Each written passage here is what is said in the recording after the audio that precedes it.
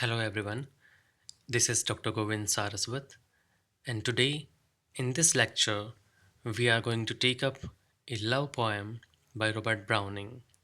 The title of the poem is The Last Ride Together. In this lecture, we will discuss the major ideas that have been incorporated by the poet Robert Browning in this poem, and we will try to summarize this poem because it is a lengthy one. It is almost it has almost 110 lines. So today in this lecture we will try to summarize the main ideas of this poem. The Last Ride Together first appeared in Robert Browning's Men and Women in 1855. It is one of his better known love poems. It is in a dramatic form. It means the poet Robert Browning does not here speak in his own person. Rather, he makes an imaginary character, uh, and that character speaks on his behalf and expresses his thoughts and feelings. It is in the nature of a dramatic soliloquy, kind of a poem that is frequent in Browning's writing career or style. It is valuable as it contains hints of Robert Browning's philosophy of love, as also his philosophy of optimism and hope. The poem begins in the form of a soliloquy of a lover, and this lover has been courting a woman, but she has, in the long run, uh, has rejected the lover, and all his love for her has proved futile, and his whole life seems to have failed. Then the rejection by the mistress might have broken his heart. Generally, it happens. But instead of scolding and reproaching her, the lover blesses the beloved in pride and thankfulness, and he requests that he would be satisfied if he can have her company for a last ride with him. So the request is modest, gentle, and you can see the spirited defense of love by this lover. And when he requested the mistress, so she started considering his proposal doubtfully while the lover is waiting for her decision with almost suspended breath because he really wants to be with her for the last time because it may be possible that after this meeting they will never meet in the whole life. She experiences a brief conflict between her pride and her pity, but her pity wins and she agrees to the lover's last request. The lover is delighted by the prospect of being in her company once more in his life. His last thought has not at least been in vain. So the lover is very happy in his heart, although he knows very well that after this last ride they will never meet. But even then, he feels that he will make good memories with her in this last meeting. And besides, who knows, he feels that the world might end the same night. For a moment, the mistress rests her head upon his chest and he feels that he is in contact with heaven. So, this is really very beautiful. The feelings of the lover, they are very beautiful, and it is indeed a moment of ecstasy for him. This the lines expressing the lover's experience here in this poem have a passionate quality.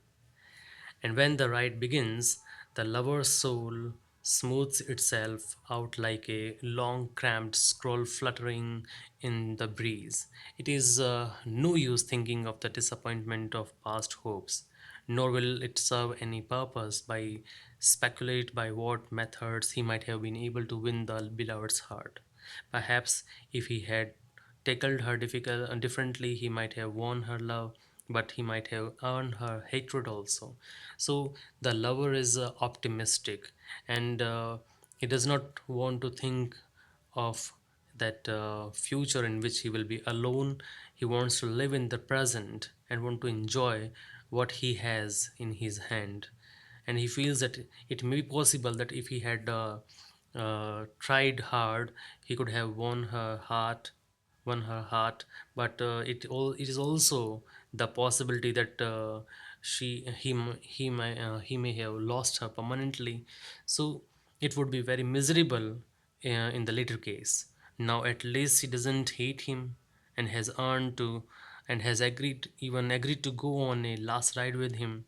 So the lover's optimistic interpretation of the situation is remarkable in this poem. He consoles himself for his failure. It is very difficult, and one must learn how to console himself or herself, even uh, in such situations where you feel that you have failed somewhere, and there is nothing but only depression for you, and you are at your lowest. But do not give up. You must have hope for a future, for a bright future, and you must do something rather to sit and to bewail. He says that all men strive in this world and few succeed. बहुत सारे इंसान हैं इस दुनिया में, कोशिश करते हैं, लेकिन उसमें से उनमें से कितने सफल हो पाते हैं. तो it is not a new thing that is happening with him. ये कोई नई चीज़ नहीं जो उसके साथ में हो रही है. But main thing is one must try. The lover is therefore not the only one who have failed in his ambition. There is always a wide difference between a man's aspiration and his achievement. So no man can ever translate all his plans and projects into reality. The thought is always greater than its execution. The lover had hoped that he would win the beloved's heart and marry her, while his achievement is only a last ride in her company. The gap between his desire and his achievement need not depress him. Thus, the lover consoles himself for his failure by reminding him that a gap between ambition and achievement is a universal feature of human life. So he need not worry, and he must be contented with this last ride. And he feels that it is heavenly. And if he derives much pleasure, derives much satisfaction, then his further life will be full of peace and full of good memories, good loving memories. He consoles his achievement with that of a certain other categories of individuals and finds that his lot is better than theirs. He quotes some examples, and then after making the comparison, he feels that he is fortunate enough in comparison to other misfortunate people. And if he has something, then he must feel thankful to God. He gives some examples like a statesman serves his country all his life, but the only reward that he gets is a brief obituary notice after his death. A soldier dies in the service of his country, but his only reward is a memorial in Westminster Abbey. A poet worships beauty and writes verses to describe and idealize it, but his dream of beauty remains unrealized.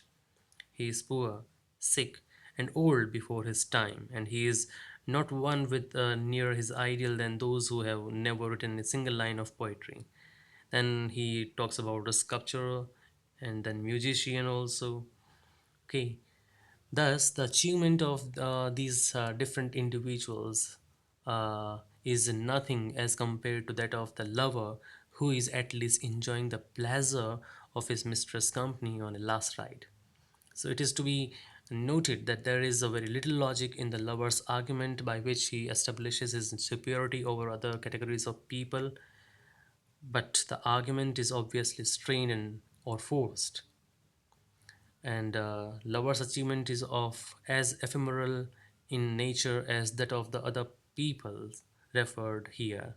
But even then, he feels that the way he will feel a kind of sukoon, a kind of satisfaction that is superior in comparison to the achievement of the other people. Then the lover argues that perhaps the rejection of his love by his mistress is a blessing in disguise. ये भी हो सकता है कि ये छुपा हुआ कोई वरदान भी हो सकता है इसमें. The ideal that one has in one's life must never achieve its fulfillment on earth, because in the event of its fulfillment one will have nothing to look forward to in one's next life. So it is a fatalistic feeling. और मानते हैं कि ज़िंदगी में कुछ चीज़ें अगर रह जाती हैं तो इसलिए रह जाती हैं कि शायद हो सकता है कि आगे आने वाले लाइफ में वो बाकी जो बचा है वो पूरा हो जाए. सब कुछ यहीं मिल जाएगा तो नेक्स्ट में आप क्या एक्सपेक्ट करोगे. सो मतलब कई बार कुछ कमी होने भी जीवन में ज़रूरी है according to the lover. So what could the lover have expected in heaven in his pursuit of love if his pursuit of love had been successful on earth. So having failed on earth, the lover can now die with an anticipation of love's fulfillment in heaven, कि haven में उसको fulfil उसकी love की जो wish है वो fulfil होगी. So this optimism of the lover here is fully characteristic of Robert Browning's other heroes. And then last of all comes a bold stroke of fancy from the lover. There is a possibility that this last ride may continue forever and ever, and that this moment may become eternal. He feels that अगर ये last ride है तो काश कि ये ride कभी ख़त्म हो ही ना, ये चलती ही रहे, so that he can enjoy the company of his beloved for ever. What regret can a lover have if this ride proves to be endless, and if the lover enjoys the pleasure of his mistress' company always? So the rhetoric of the lover is very beautiful here, and he doesn't want to lose her, but even then he knows that after this ride she will never come back to meet him and have uh, that kind of feeling, that tender feeling for him in the future. So the climax of the lover's optimism is reached here with the end of the poem. So this is all about the short summary of this poem, in which we find the feelings, true feelings of a lover, although he is rejected by his beloved, but even then he is loving. He doesn't complain. He requests her for a last ride so that he can preserve the memory of this last ride in his bosom forever. And he feels that he does not have any complaint. वो कोई complain नहीं करता. But he is optimistic that at least she has accepted my request for this last ride, and when I will be with her, I will feel heavenly. It will be a celestial experience for me, and it is all that with which I would keep living in the future. And he uses some examples, and he compares his life with the lives of other people, and then feels that at least the life of a lover in this situation is superior in comparison to the others, the lives of other people, although it is not that much appealing or convincing. But even then, the way the lover feels satisfied is of much tension and consideration, or and we must feel that it is a very gentle, a very beautiful proposal. And this last ride, what will he get in this last ride? It is just a simple activity in which he will hold her hand and then they will walk. But the desire of the lover is that this last ride should not end. It, he wishes that this last ride may continue forever and ever, so that this moment may become eternal. It is very lovely poem, and we will discuss the whole poem uh, in our next lecture or in the forthcoming lectures, because this is a lengthy poem, so it will take 2 or 3 lectures to conclude. And for today, I think that the idea or the main theme of the poem is conveyed in a clear manner, and I could communicate. मैंने अपनी तरफ से पूरी कोशिश की है, so that you can understand the main theme of this poem in a clear way. And thank you for listening me carefully.